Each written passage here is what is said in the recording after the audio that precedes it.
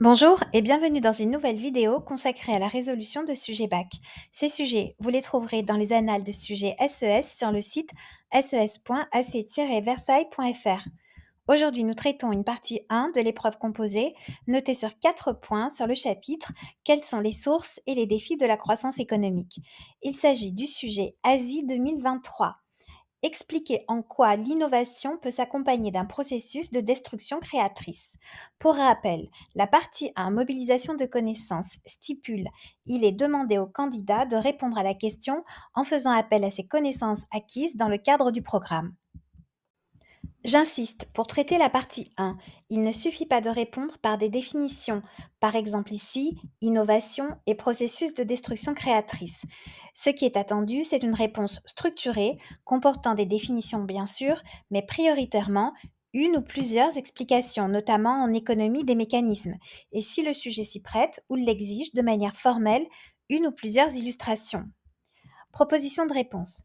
Depuis Joseph Alois Schumpeter, les économistes considèrent que l'innovation est au cœur du processus de croissance et elle s'explique par la recherche du profit par l'entrepreneur.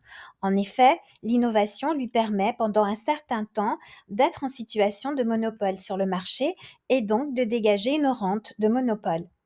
L'innovation correspond à l'application industrielle ou commerciale d'une invention, c'est-à-dire la mise en œuvre d'une invention dans le système de production. Schumpeter distingue 5 types d'innovation. L'innovation de produits, par exemple l'automobile électrique, l'innovation de procédés, par exemple la production assistée par ordinateur, l'innovation organisationnelle, par exemple la firme Fordiste, une nouvelle source de matières premières, comme par exemple les énergies renouvelables, ou bien l'innovation de marché, comme par exemple la vente en ligne.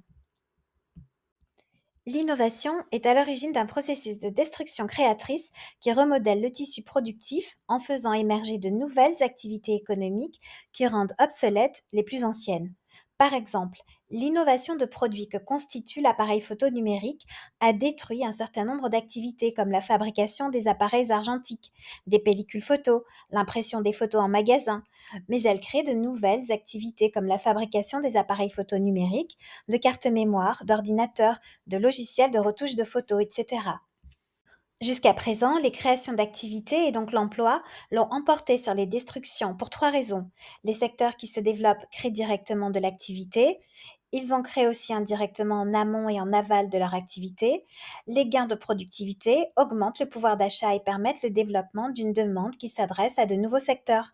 Exemple, le commerce en ligne embauche du personnel pour son activité, mettre en ligne les produits, réaliser le service après-vente, suivre les commandes, préparer les commandes, etc. Cela génère de l'activité chez ses fournisseurs en amont, les offreurs de logiciels, la maintenance informatique, etc. Et en aval, la livraison.